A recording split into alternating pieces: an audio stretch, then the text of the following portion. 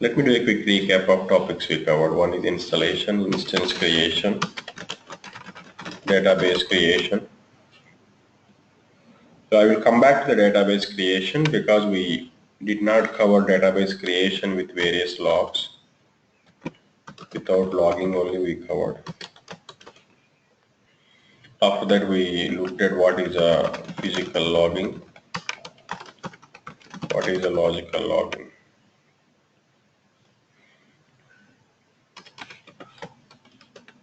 Right. What I do here is today I'll do a database creation with logging options. And we also look at what are all the various logs. What are all the various logging options we have.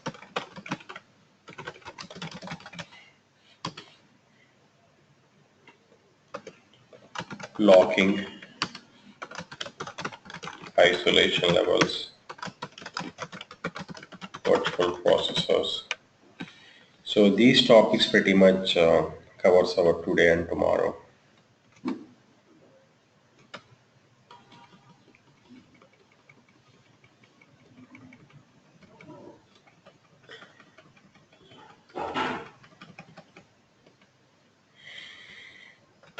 Now how do I check my instance is up and running? If someone complains about Informix is down, how do I make sure my Informix is up and running? I set the environment. Yeah, on stat, you can check it's right. Please note that onstat space minus won't specify what is our Informix instance name.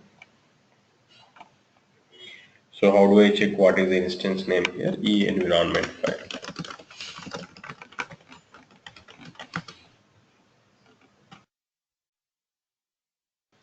This IDS 13. The Informix server is up and running from the past 5 days.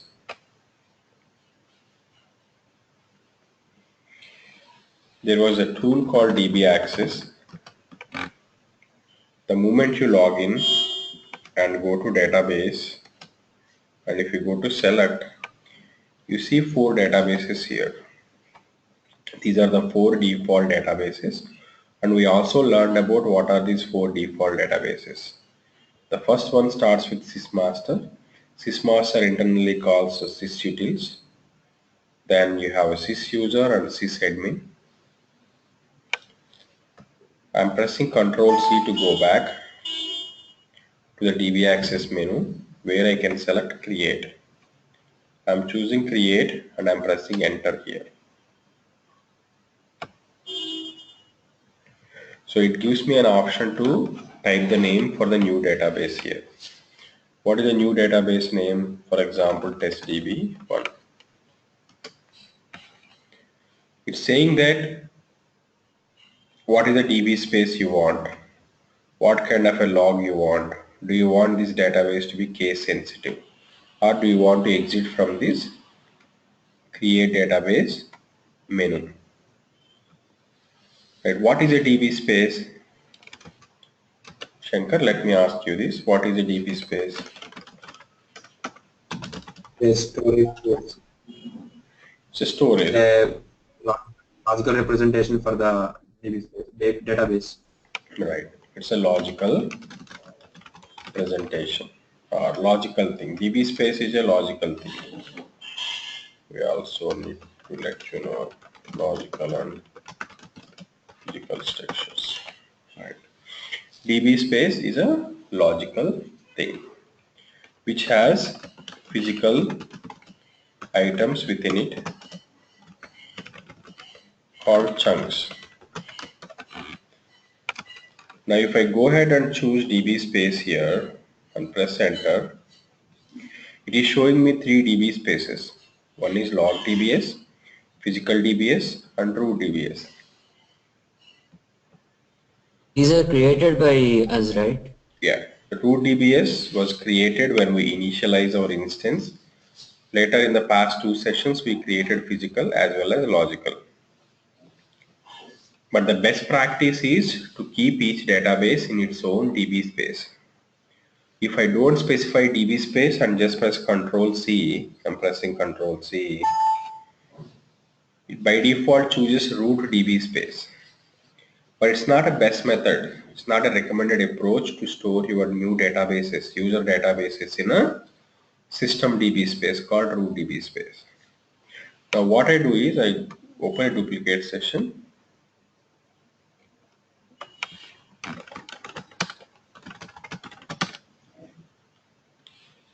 I'll set up the environment. I will create a new DB space. How can I see list of DB spaces already exists? On stat space minus D. On stat space minus D. Now here I see this, I have like root DB space, physical DB space, log DB space. Now I'm wanted to add here test DBS here, test DB space. For that I need to first look at the chunk.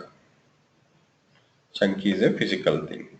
So I go to mount storage, touch test DBS dot one, change mode 660, test DBS dot one, change owner Informix and Informix, test DBS one. These are the three basic steps we need to follow for creation of a chunk.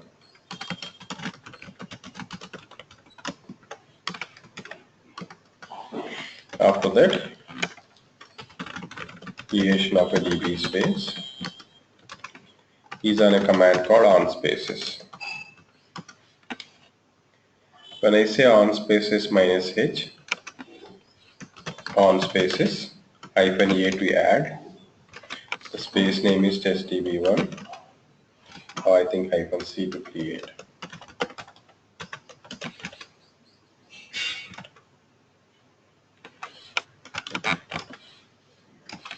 The page size is 2K. Hyphen T is not a temporary DB space. Now where is a path here? Hyphen P. Mount storage test DBS.1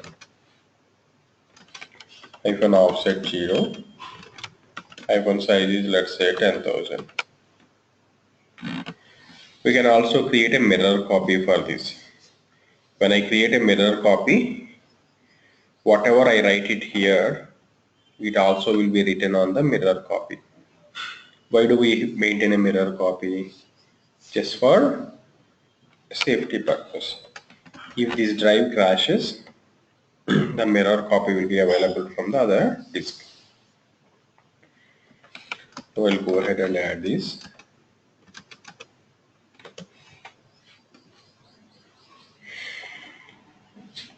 After any layout changes, it will pushes for us for a level 0 archive. We'll talk about the backups later, mostly next week. It pushes for the level 0 archive. But that's okay, it can be ignorable. Right. When I say now on stat space minus D, I can see here test DBS1, which is associated for the chunk here. Number 4, and you can see DBS number 4 here.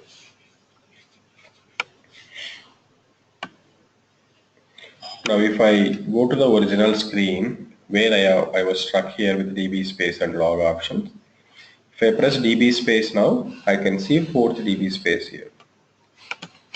Now what I will do is I will select this DB space. Now I will select this test DBS1 and enter. Now let me go back to the next option, log. Let me go to the next option called log. If I go to the log, I have 5 options here. One is none, that means do not activate transactional logging. Another one is log, it's unbuffered transaction logging. Buffered log, it's a buffered transactional logging. Log Mode Ansi, create an Ansi compliant database with unbuffered transaction logging. Let's look at what are these logs. So if you look at all these words here, there is a common word called transactional logging. If I put a cursor on highlight of none, it has a do not activate transactional logging. Then you have unbuffered transactional logging. Then you have buffered transactional logging. Log mode Ansi, create an Ansi compliance database with unbuffered transaction logging. Now what is this transactional logging? Right? You remember last week we spoke about a scenario where I have a salary table, employee ID, employee name, employee salary, 501, Ravi, 10,000. If someone has to update this record, the page associated for this record, let's say it's a page 121, has to be brought to memory, because you cannot update or modify anything on the disk. Whenever you are trying to modify anything on a disk, it has to be coming to the storage, from storage to memory, because the update operation has to be done by CPU. However, CPUs are only capable to work on memory. The moment you bring this page to memory here,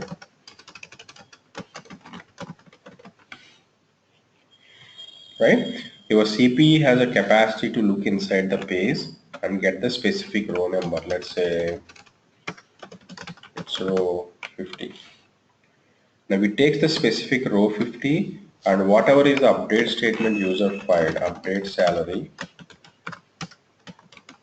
set employee salary to 12,000, where employee ID equal to 501.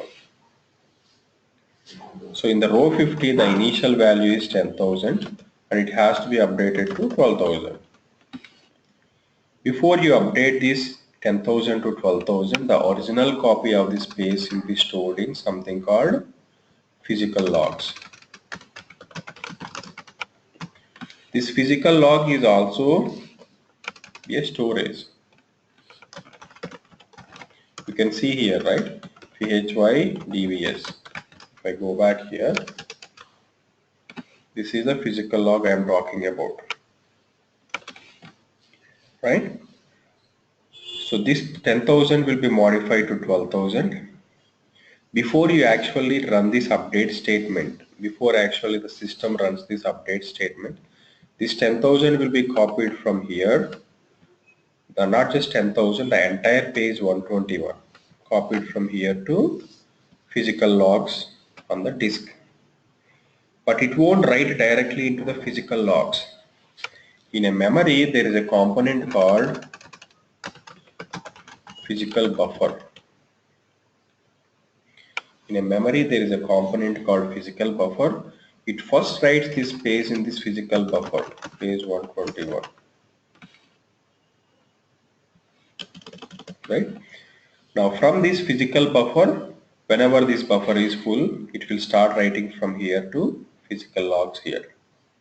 Because writing it from memory to memory is faster, but writing from memory to disk is slower.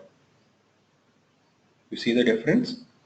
So that's why all these prior images it starts writing into the physical buffer. From physical buffer the data goes to physical logs. This is a pre-image, right? What are my physical? Physical is nothing but pre-image. Whenever you see something called word called buffer, it's memory. Whenever you see log, it's nothing but a disk, which is on disk, which is in memory. Also, the change details here, the change details of 10,000 to 12,000 are copied in something called logical buffer. From logical buffer, they go to logical DBS, which is in our environment log DBS.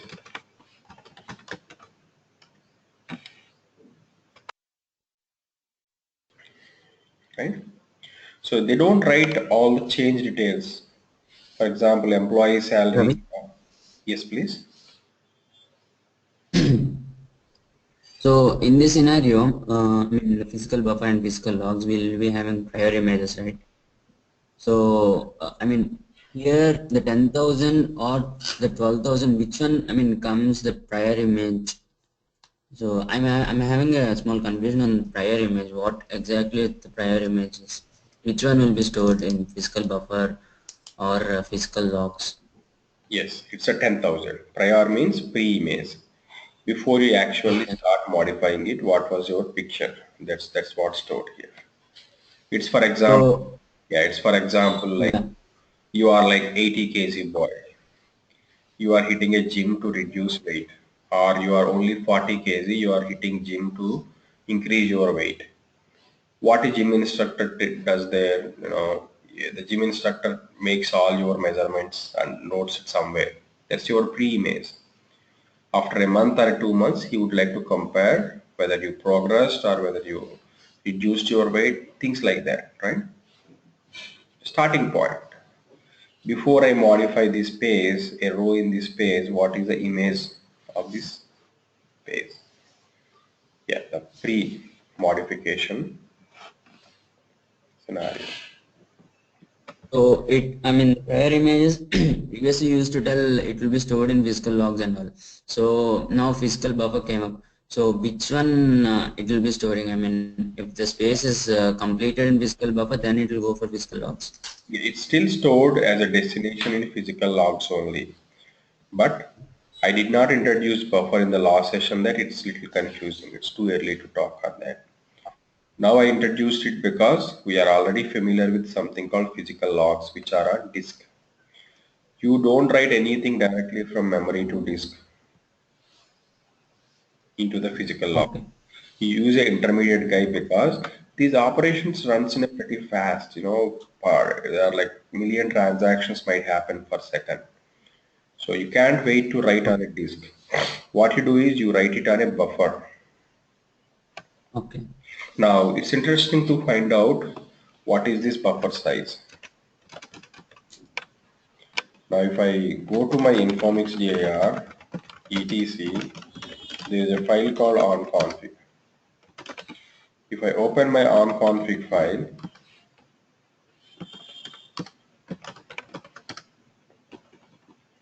if I go to the physical log section, there is something here called physical buffer which is 128, which is 128 KB, which is 128 KB. I did not do anything. These are the default setups. 128 KB. If my page size is 2 KB, how many pages I can hold it in this physical buffer? 64. 64 pre-images I can keep it in my physical buffer, right? So there is some configuration here. Let me check it. Let me show you that. When I say onstat-l,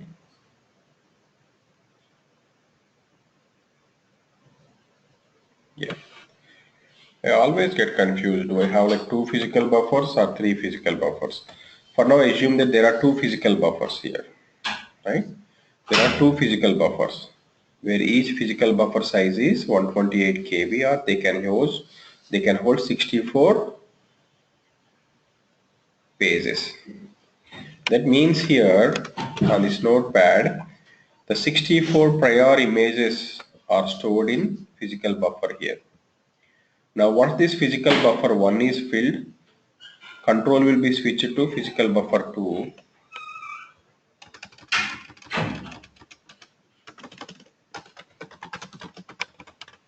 which is of 128 KB.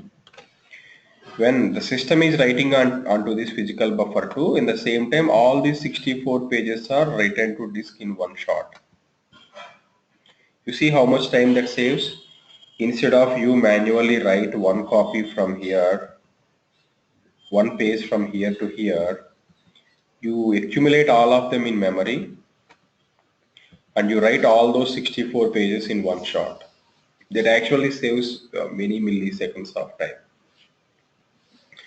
That is the same concept with logical buffer too. All these modified details. Physical buffer has, So I mean, yes please. yeah. So here, I mean, you showed me that physical buffer, it is showing P1. So when the P1 is accumulated or completed, then P2 comes. That is That is that is true. That is true. okay. This is a physical one. Right now we are on the logical buffer too. Okay. Right? Now So you can see. let me show how they advance. I can advance them. In the sense if I open a duplicate session here, yeah, for that I need to create a database with a logical logic. I'll show you them how they move. So even this logical buffer has a size. Buffer size is 32 means is 64 KB, right? So from this physical log, sorry, from this physical buffer you always has to think as a memory. Why we are writing it from memory to memory instead of writing it from memory to disk? That's an important question. So this can be a very important certification question. Why are we writing from memory to memory? Why not from memory to disk directly? Because of performance, right? Because of performance. If I have to write it from memory to disk directly, I have to write as a 64 different writes.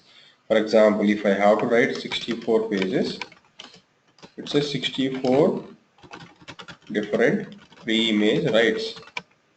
But whereas if I store all the 64 pages in one buffer, and if I just flush one buffer, it's still 64 writes but in one shot. That actually saves so much of a time. And most importantly, the difference is this from writing from memory to disk, these are like random writes. Whereas when I write it from physical buffer to physical logs, these are like sequential. There is so much of difference between writing sequentially and writing random. On the other side, it's the same scenario with logical buffer too. Here, what logical buffers, which are also called as transactional buffers, which are also called here as a transactional logs. The change details. Now, logical buffer, what it has is it has the information that row ID 501 has been changed from 10,000 to 12,000. It has this information.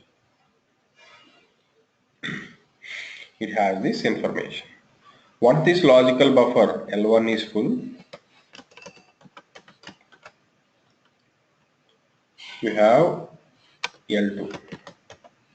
Now while you are working on L2, this L1 is flushed from buffer to disk. Again the same concept. Why can't I write it from memory to disk directly? Because it takes longer time than flushing it from memory to disk in one shot. Right. So what are those logical So and physical logs? You can see it from here. These are the DB spaces. so Ravi. Yeah, go ahead please. So those logical logs are like the post images. It's not exactly the post images, it's changed images, changed details. In the sense, Okay. what if after 12,000, without you committing, you modified it to, from 12,000 to you modified it to, let's say 14,000.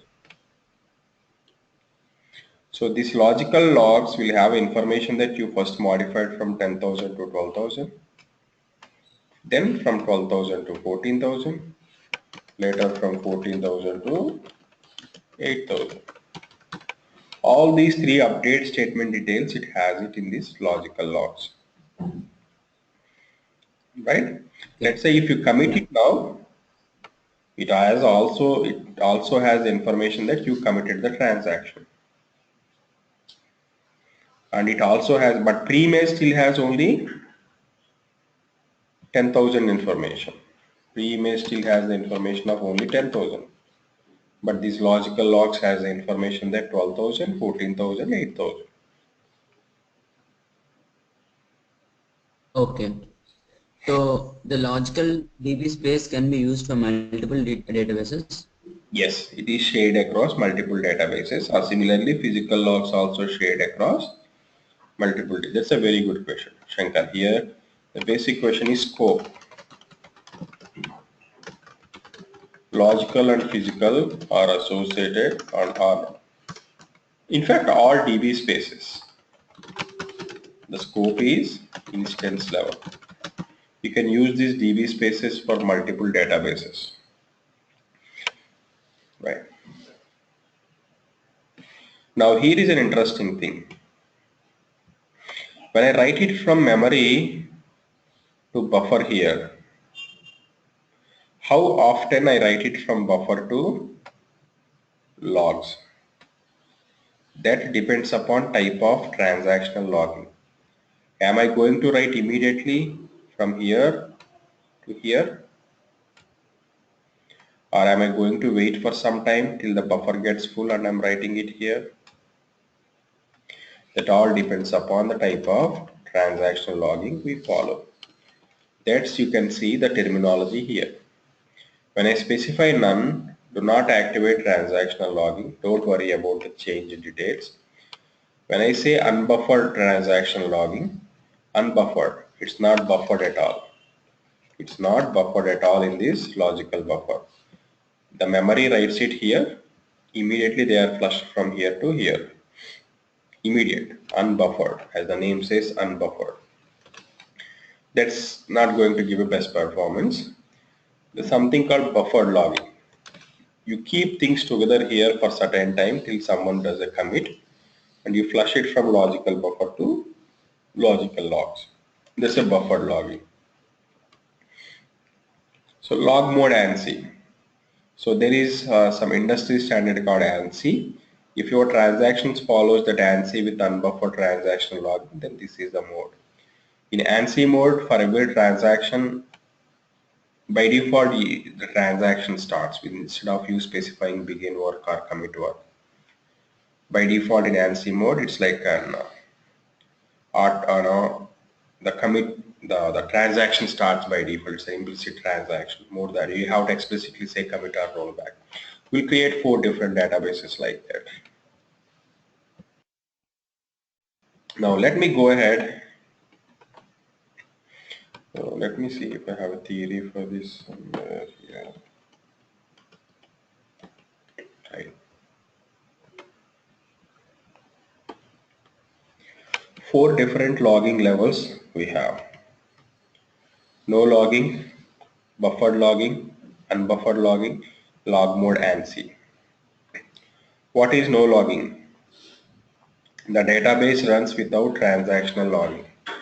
First of all, let me ask you this. Why do I have to store these modified images? Why do I have to store the modified images? Because if you want to do a point in time recovery,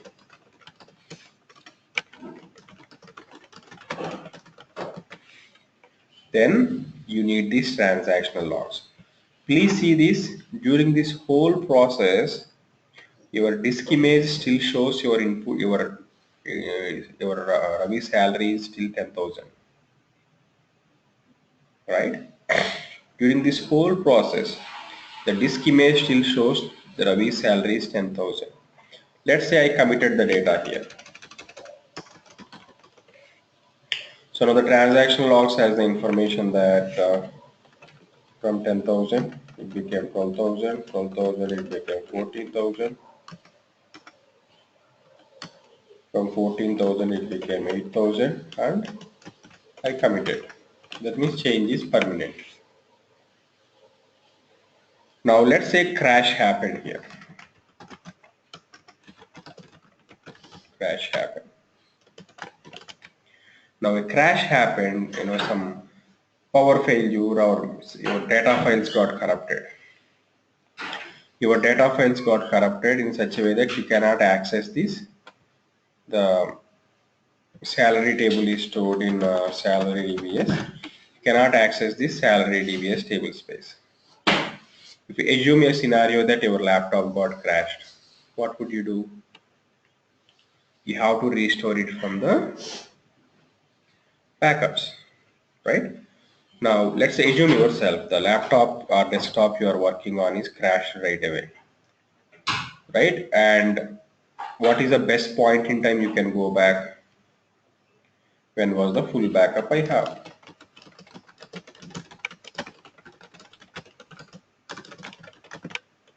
After that, after full backup or complete backup, did I take any incremental backups? For example, today is what? Tuesday morning. Now let's say I have a Sunday, I have taken a full backup at Sunday 9 p.m. IST, I have a full backup. But today is Tuesday. I have almost like 1.5 day from Sunday now. Now what happens to these 1.5 day changes? It's okay if I lose such kind of a data in my laptop. But what if ICICI Bank comes to you and says that buddy I lost 1.5 days of transactions? It's a nightmare. They can't do that, right? So that's why in worst case you apply this Sunday 9 p.m. and let's say you have taken Monday 9 p.m. incremental backup. Incremental backup is a concept which has modified changes from previous backup. So from till Monday 9 p.m. you are safe. But it's not Monday, right? It's Tuesday. We are at a Tuesday morning. It's almost like 13 hours passed from the 9 p.m.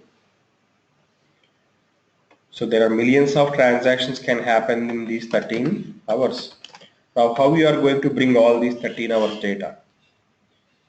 That you are going to get it from these transactional logs. That you are going to get it from these transactional logs. Why?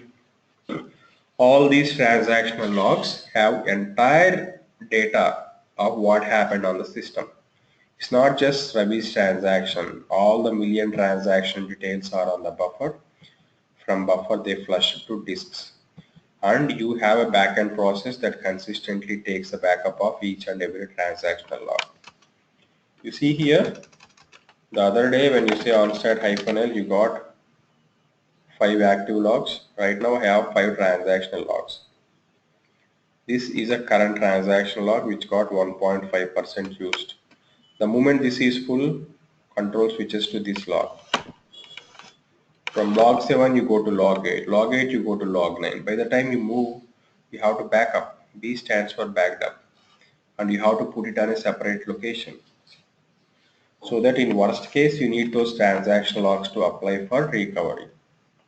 So you apply transactional logs. So any complete recovery strategy has full backup followed by incrementals if you have, followed by transactional logs. So imagine the laptop, your laptop only. You took a Sunday night backup, you took a Monday night backup, but you have worked on some project yesterday night. But how do you bring those changes? Unless you are continuously backing up your incremental changes, those are called here in the minute by minute sense as a transactional logs. The recovery strategy here is full backup, incremental backups, transactional logs.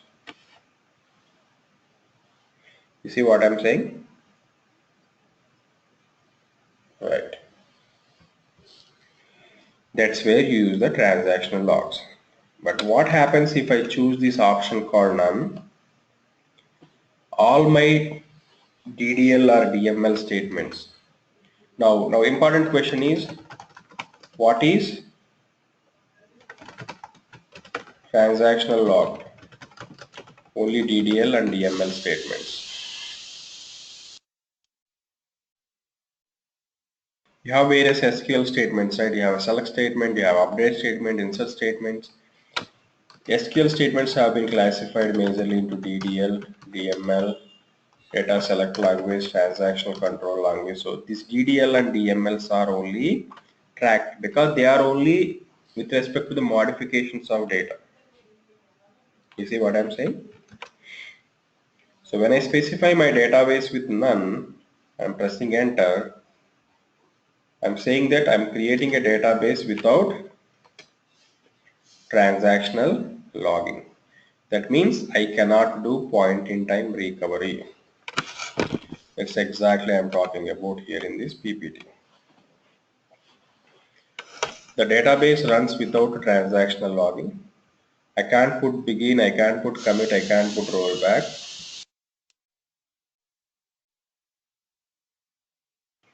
No transactions are written to logical logs. Each SQL statement is atomic. Rows are locked for duration of single SQL statement only. Dirty reads is the only isolation level for no logging databases. I'll talk about isolation levels. Simple example to create a new logging database is create database. This is if you want to create it using SQL, but we have used the GUI option now.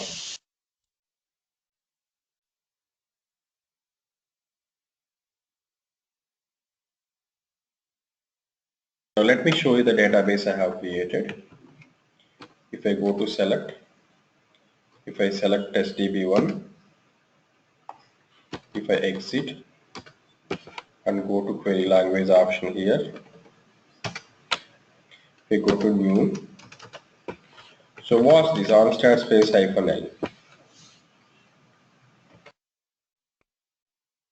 The information of database created and all that, so it moved from log file 6 to log file 7. Log file 7 is my current and it is like 65% full. Now let me go ahead and create a table here. Create table T1 column 1 integer.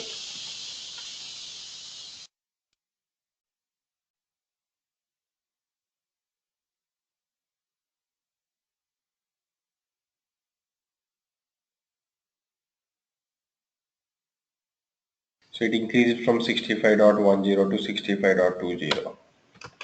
Now let me write an information that insert into T1 values 100. It increased from 65.20 to 65.30.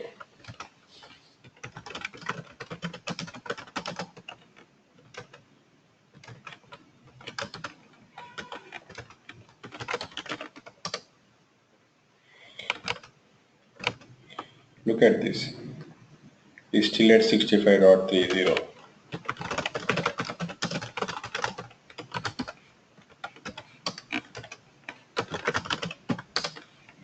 It changed to 65.50. Now let me explain you even the other logs as well. The one I am talking about here is a buffered logging, the next one. Transactions are written to logical logs but buffered.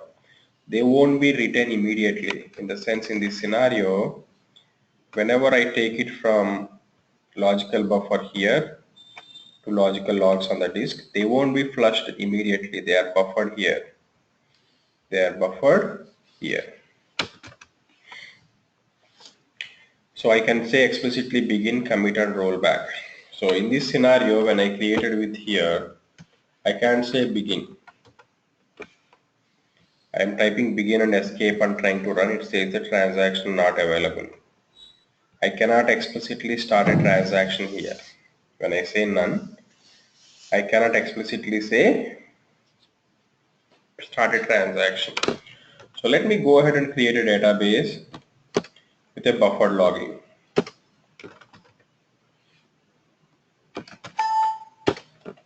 Buffer DB.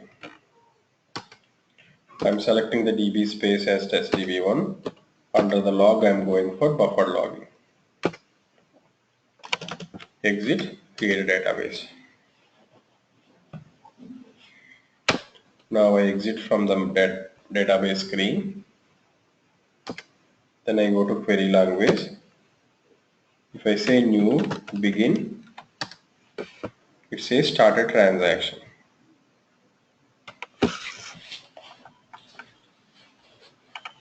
It says transaction started.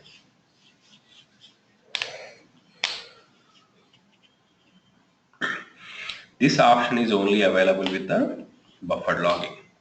But the concept of buffered logging is bunch of transactions are held in the buffer and they are flushed at one shot to the disk. So how do I create a buffered logging? Create database name with buffered log. But this is not a preferred choice sometimes because there might be a chance of losing transactions here. Why? You keep all the transactions here till a specific L1 buffer is full. Even though someone committed, you still keep those transactions here. But what if a crash happens? The commit transactions might be lost from memory. Right? The commit transactions might be lost from memory. That's why if your objective is to come to the latest or last committed transaction, do not use this buffered logging. But most preferred choice for databases in a production environment is unbuffered logging. Buffered logging only, it will try to put as many transactions as possible in that buffer in the memory, but the moment someone did a commit, it immediately flushes to disk. The example of creating database with such a logging is create database with log option. Now let me go ahead and create one database. New, create database, unbuffer DB with log. Escape and run. And it's asking me to commit because I am within this buffer database. Now is it successful? Yes. I can see my database here. Now I have a database without logging, I have a database with buffer logging, I have a database with unbuffered logging. Similarly, I can go ahead and create another database, Ansi DB, in a DB space test DB1, log Mode Ansi.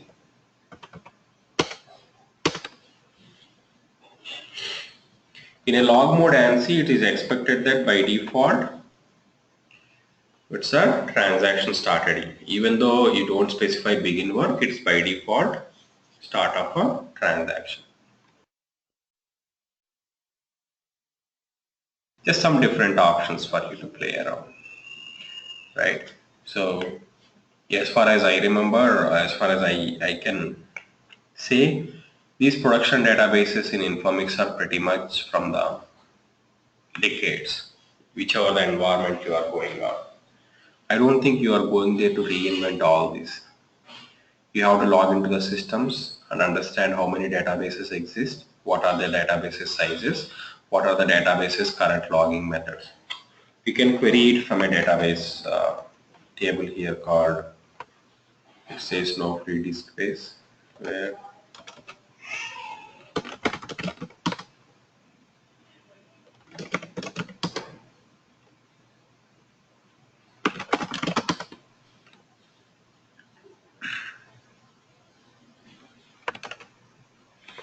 so when you got some errors like this, each one is associated with the error number. When I say find error 312, find error is a command that Informix is giving us, followed by error number specifies information about the error. So somewhere we don't have enough space.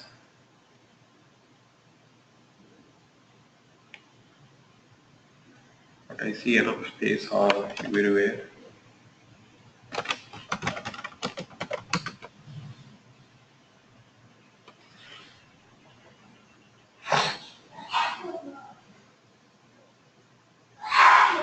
So it's issue with the transactional logging. I have only 5 transactional logs. These are not sufficient enough. So generally at a workplace we have hundreds of transaction logs. In my environment I have 300 transaction logs where each log size is 50,000. That big, it's test purpose only I have given here small one. Now let me exit DB access. Let me go to database, create Ansi DB, SDB1, log mode Ansi, exit, create.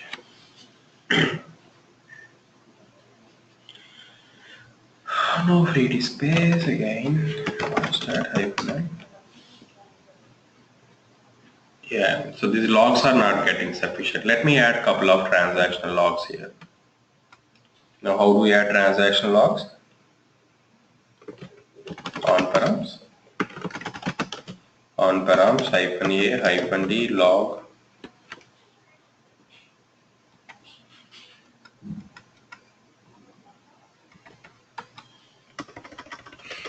log dbs -size is less than 50,000. Oh, db space is full. Yeah, this log db space is getting full. That's interesting. So it cannot allocate that much size.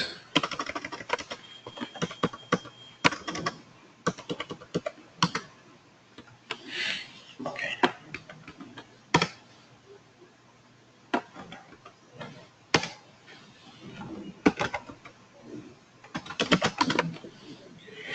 Right. I have added 2 more log files here.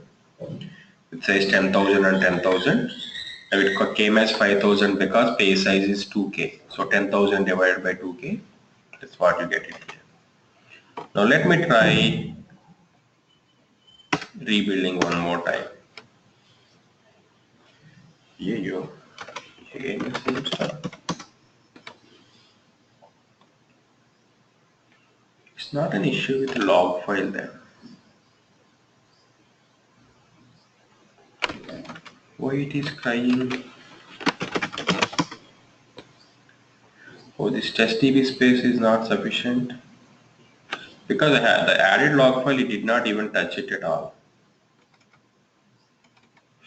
So it's not an issue with the space. There is something else. I have enough space here.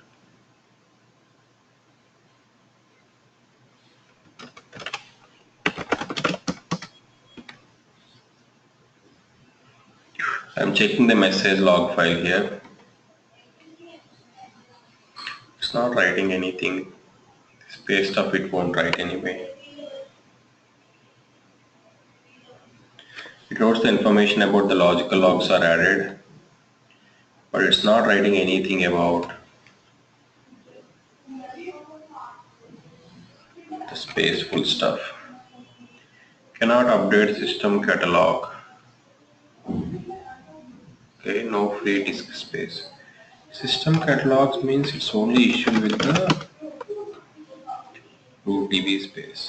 I have enough space. Hold on a second. On stat. So let me add a chunk here. Mount storage. Touch root dbs.2. dbs 13.2. Change mode 660. The owner for this is anyway Informix and Informix, so that's good. On spaces -h. So how do I add a chunk? The existing, this is a command. On spaces -add root dbs -path mount storage root dbs 13.1 -offset 0 -size 30,000.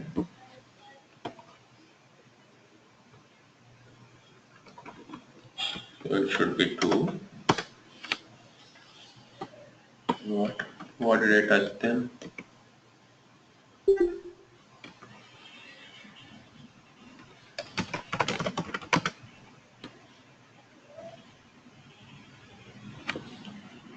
Oh, virus, yes, space name.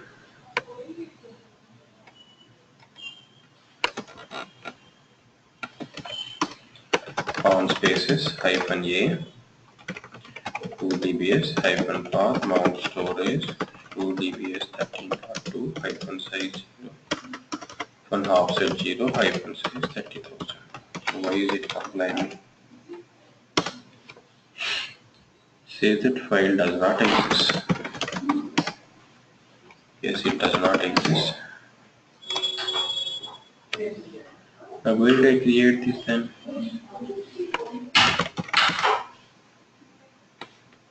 Oh, I give it wrong spelling here. I forgot T.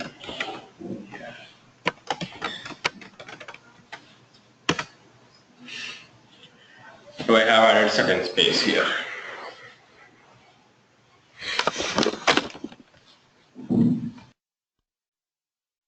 Now if I go ahead and try this one more time, exit, create new database. Again the same problem, where it is failing to find a free disk space. Let me exit, discard, create, Ansi DB. Yeah, I'm choosing the DB space as test DB1, right? Why am I adding a space to root DBS? Log, exit, create a new DB space. Okay, now I know the problem. I'm creating the DB space in this test DB1. It's failing to find out enough space. These pages are not enough, looks like. Now what I do here is test dbs.to. Let me add a new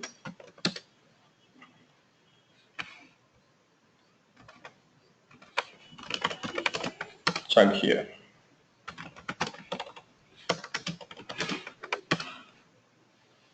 Okay. Now the same process where is on spaces. Okay. Test dbs1 hyphen p mount storage test dbs.to hyphen offset 0 hyphen size 30,000.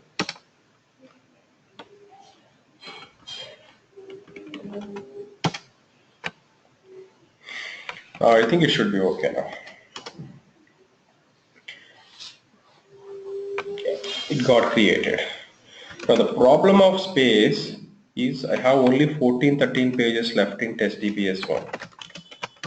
When I say onstat-d, those 14-13 spaces are not getting sufficient. You see here it consumed all those 1400 pages here, plus it also consumed 300 pages extra approximately. This is a chunk 1 and this is a chunk 2. Right. Right. Even though I have enough space in root DBS, but I'm explicitly giving create this Ansi DB in test DBS. That's why it's taking space from this DB space. Okay. Now the interesting question here I'll ask is, there is some table called select start from sysmaster colon systables, not this one. Select start from sysmaster colon sysdatabases. So if I show you this query one more time, I'm in an ANSI database. If I want to select table from any other databases, I have to say database name colon table name. Ideally you have to specify schema name as well. We'll talk about that and not at this point. It's a simple concept is database name colon table name. Now it's a sys databases. The moment I press escape and run, it gets me a list of all the databases in my system. The name, when is it created, is logging, yes. Is buffer logging, no. Is it ANSI logging, no. Is it case sensitive, no. Similarly, sysutils, if I press next here on the top, I get sysuser and sysadmin. Then I get the testdb one, which is not logged at all, no transactional logging enabled. And a buffer database, it's a logging enabled, which is a buffer logging. And unbuffered logging, which is just a logging enabled, that is unbuffered logging enabled. Logging enabled, and it is ANSI logging. So this is one of the queries that I would like you to try at your workplace to understand what kind of logging strategy you are following in your workplace. Whether you are going through, by default it should be most of the databases follows unbuffered logging because no one would like to lose any transactions halfway through. So let me paste this in the chat window.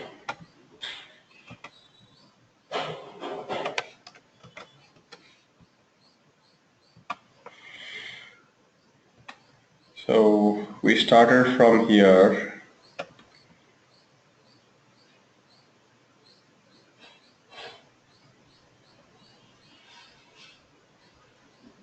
Yeah, we started from here.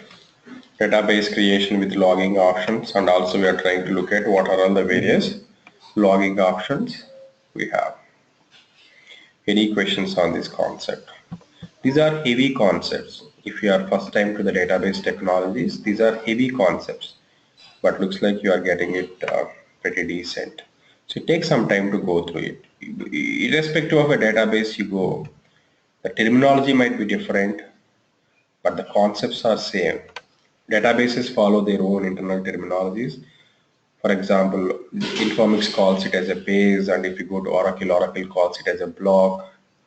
But the underlying concept of you bringing from storage to memory and keeping a prior copy, this Oracle calls it as undo table space.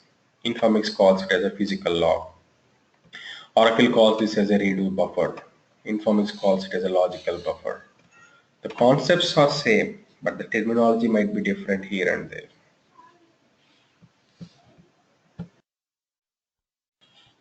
Any questions on this overall concept?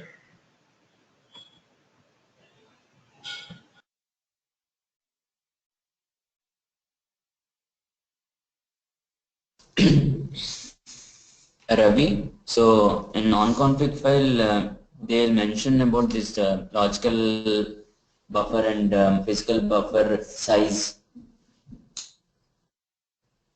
Is true.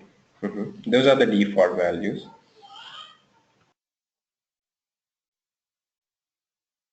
So they will be mentioning, so if we want to check the space remaining or something, we can do it, right? There are two different things. One is you are talking about buffer, that means memory, and the one you are talking about a space, that means disk. Which one you are referring? You can tell me the both. Right, so I did not quite get your question. So I don't have a clarity on your question. Yeah, 1 second. Let's type frame. Okay.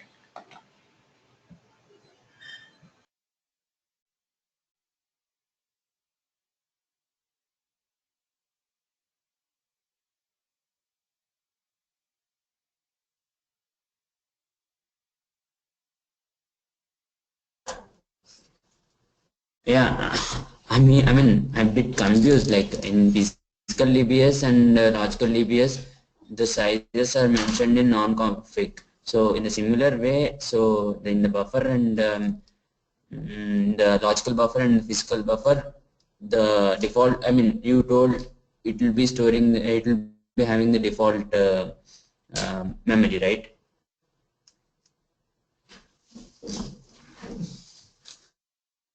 Right, if you are looking at if you are looking at the memory, the values. So this is my physical log file size,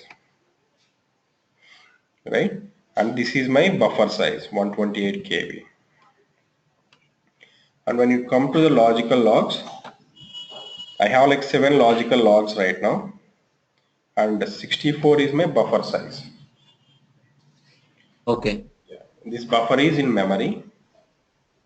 When this 64 is full, if it is an buffered logging, the data is flushed from this buffer to logs on the disk. Yeah, you specify. Yeah, clarified. Yeah. Yeah, everything you specify here. And the physical buffer again is divided into P1 and P2, right? Yes, also logical also divided into L1 and L2. Uh, yeah. There are two transactional logs here,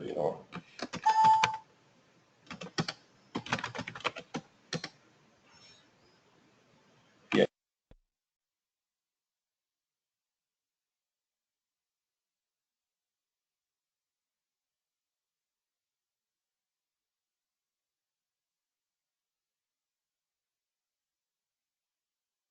we are currently on a logical log 2 here.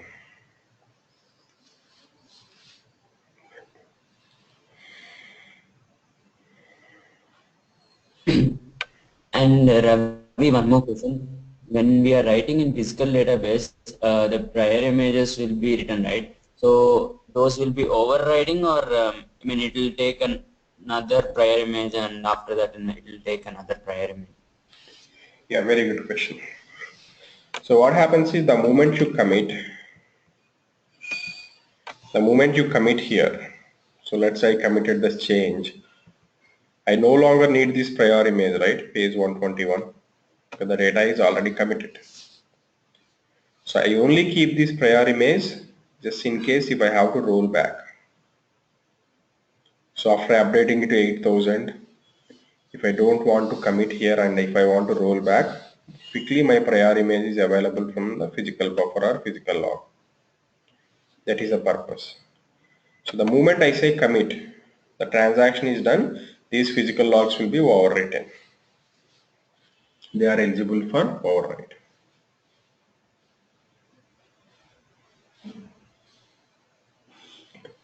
Ravi, can you please repeat the last two sentences? Right. What I am saying is, so you remember this example where I am updating Ravi's salary from 10,000 to 12,000? Before update happens, Yes. the 10,000 record is here. Now let me show you this with an example. Let me pick up one of the databases.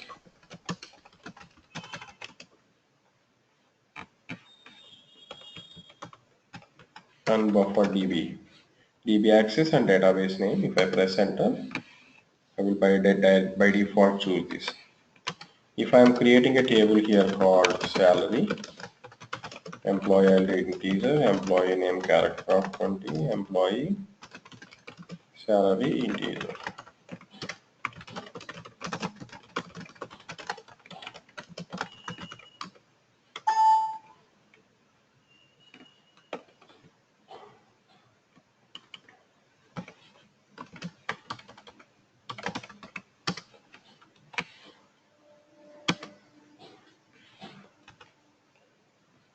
Now when I say select start from salary, I have 10,000 here.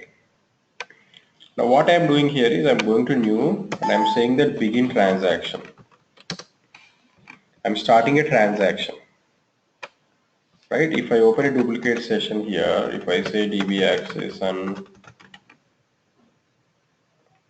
buffer DB, if I say select start from salary, I have one record here.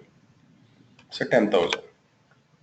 Now I started a transaction here. I'm saying that update salary set, what is the column name, employee salary equal to 12,000, where employee ID equal to 50.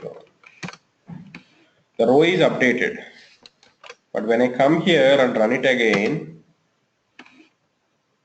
the row is locked. That's what you are saying. The row is locked. That's what you are seeing. Now, because this someone already is working on this row, so if I query one more time using, there are some options called set isolation to dirty read. Let me not confuse you with that. Now I did not commit this data yet. Okay. Now after that, what I am doing is I am updating this 12,000 to 14,000 now. The row is updated, but the data is not committed yet. So if I want to commit here, I want to exit. If I say exit, then it will ask me whether I want to commit or roll back. If I commit, my original copy of 10,000 in the physical buffer is reusable for next transactions. But if I say roll back,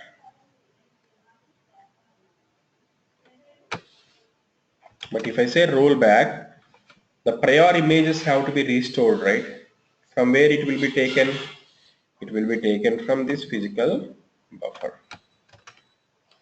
If I say roll back, the prior images are quickly taken from this physical buffer or physical log. So you have various steps from 10,000 to 12,000, 12,000 to 14,000. You will directly go from 14,000 to original copy because you have original copy here.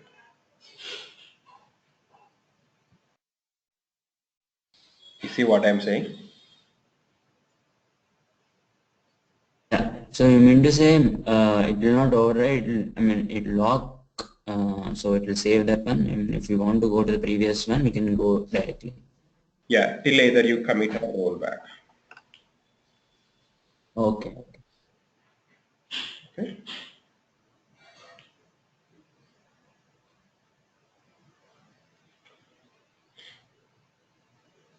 All right.